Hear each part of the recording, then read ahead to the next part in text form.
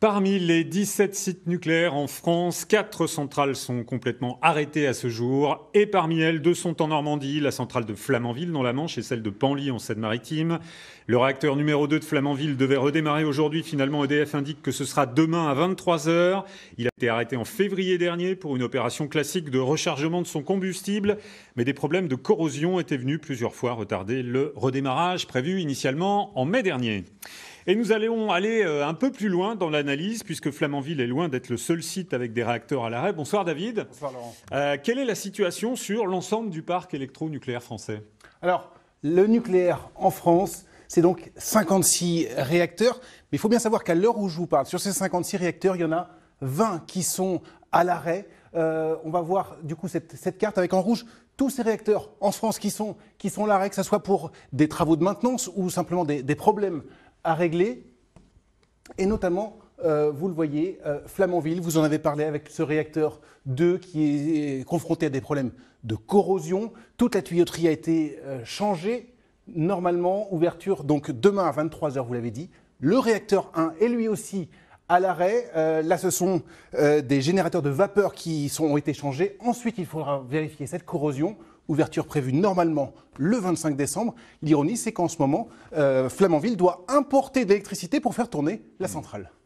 Alors, on se doute qu'il y a des risques. On parle par exemple de coupures possibles. Ça inquiète beaucoup les gens. Oui, évidemment, puisque vous l'avez sûrement senti en ce moment, le thermomètre a fortement chuté. Conséquence directe, la consommation d'électricité en France ne cesse d'augmenter. Ça, c'était début novembre. Voici début décembre. Vous le voyez avec des pics sur les heures du matin et les heures du soir où les ménages consomment le plus.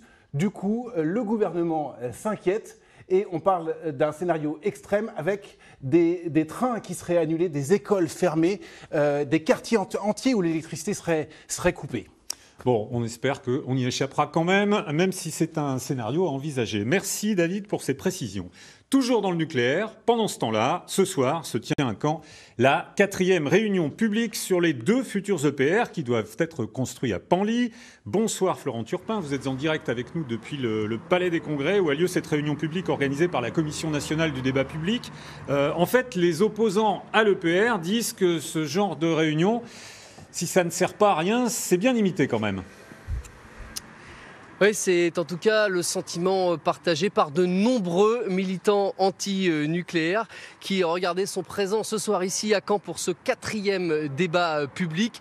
Des débats qui, selon eux, ne servent pas à grand-chose, sinon à légitimer la construction de ces 6 futurs EPR nouvelle génération en France, dont 2, vous l'avez dit, en Seine-Maritime, à Penly, un projet titanesque estimé à 50 milliards d'euros, soutenu par EDF, soutenu par le président de la République Emmanuel Macron, mais qui compte de nombreuses oppositions, surtout après le fiasco du chantier du premier EPR, celui de Flamanville, un chantier qui accuse désormais près de 12 années de retard, dont la facture a été multipliée par 6, elle est estimée aujourd'hui à 13 milliards d'euros. Le retour d'expérience du chantier de Flamanville, c'est d'ailleurs le thème de la réunion publique organisée ce soir à Caen.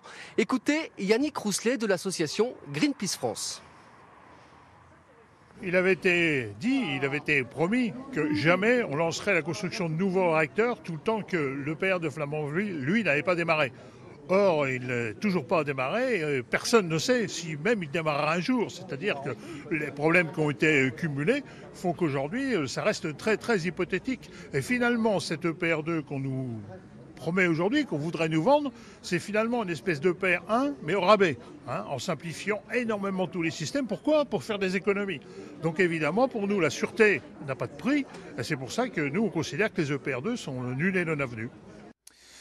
Voilà pour ces réactions. Donc, cette réunion, 4e réunion publique organisée par la Commission du débat public sur les futurs EPR, notamment ceux de Penly. Un coup